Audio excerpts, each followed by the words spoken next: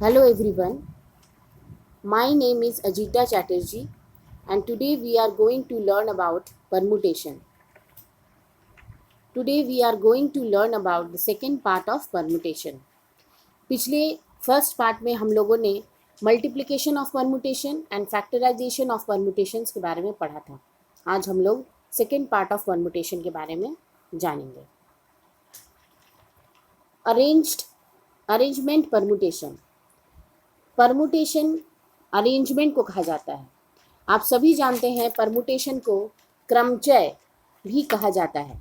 क्रमचय अर्थात एक सटीक क्रम में होना। तो एक एग्जाम्पल लेते हैं। Flutter on the horses, there are 7 horses in a race. एक रेस कोर्ट है, वहां पर 7 घोड़े दौड़ने वाले हैं।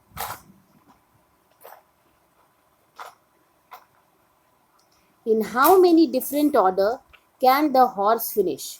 कितने तरीके से घोड़े अपना फिनिश लाइन तक पहुंच सकते हैं। घोड़े हैं हमारे पास 7, तो हो जाएगा 7 फैक्टोरियल वेज और 7p7। बी हाउ मेनी टेरिफेक्ट्स, अर्थात कितने घोड़े जो हैं वो फर्स्ट सेकेंड थर्ड पोजीशन में आएंगे। तो उसका सिचुएशन हो जाएगा 7p3 वेज, क्योंकि 3 पोजीशंस हैं इसीलिए 3 को मेंशन किया गया है, और 7 है क्योंकि 7 घोड़े में से कोई भी फर्स्ट सेकेंड थर्ड हो सकता है। Next example, in how many ways can 5 boys and 4 girls be arranged on a bench if there are no restriction. कितने तरीके से 5 लड़के और 5 लड़कियों को बैठाया जा सकता है अगर कोई भी रेस्ट्रिक्शन ना रहे, अर्थात लड़के लड़कियां या फिर लड़के लड़के लड़कियां लड़कियां किसी भी अवस्था में ये लोग बैठ सकते हैं। तो क्या होगा 9 फैक्टोरियल, और इसको हम लोग लिख सकते हैं 9p9 वेज में। Boys and girls alternate, then एक और सिचुएशन क्रिएट होगा जिसमें बॉयज़ और गर्ल आपस में ऑल्टरनेट कर सकते हैं, अदला बदली कर सकते हैं। तो क्या हो जाएगा BG BG BG BG। B stand for boys, G stand for girls. यहाँ पर 5 लड़कों को पहले बैठाया गया, नेक्स्ट में 4 लड़कियों को बैठाया गया। जैसे ही 5 लड़कों को बैठा दिया गया, उनमें से एक लड़का बैठ चुका है, तो अब बचे हैं 4 लड़कों को बैठाया गया, 3 लड़कियों को बैठाया गया क्योंकि ऑलरेडी एक लड़की बैठ चुकी है, फिर 3 हो गया। इसी तरह से होते होते आपका आएगा 5 फैक्टोरियल इंटू 4 फैक्टोरियल और 5p5 और 4p4। Arrangement with repetition. Arrangement किस हालत में, जब कोई भी चीज बार बार रिपीट हो रही हो। if we have n elements of which x are alike of one kind, y are alike of another kind, z are alike of another kind, then the number of order selections or permutation is given by। अगर n elements है, n संख्याएं हैं, उसमें से x repeat होगा, x numbers में repeat हुआ है, y नंबर में भी रिपीट हुआ है एंड z नंबर्स में भी रिपीट हुआ है, तो फॉर्मूला होगा n factorial divided by x factorial into y factorial into z factorial. आइए एक एग्जाम्पल देखते हैं। How many different arrangement of the word Parramatta are possible. यहाँ पर देखिए 10 letters but not repetition.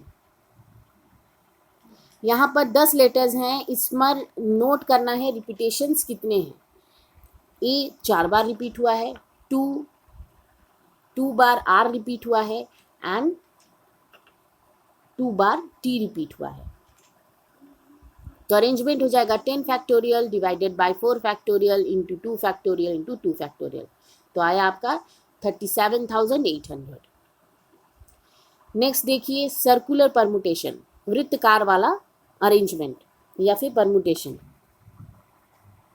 To calculate the number of ways in which objects can be arranged in a circle, we arbitrarily fix the position of one object so the remaining n-1 object can be arranged as if they were on a straight line in n-1 factorial ways। जैसे ही circular permutation का question आता है तो उसमें आप पहले ही सोच लीजिए कि इसमें n-1 फैक्टोरियल यूज करना होगा। The number of arrangement equal to n-1 factorial in a circle.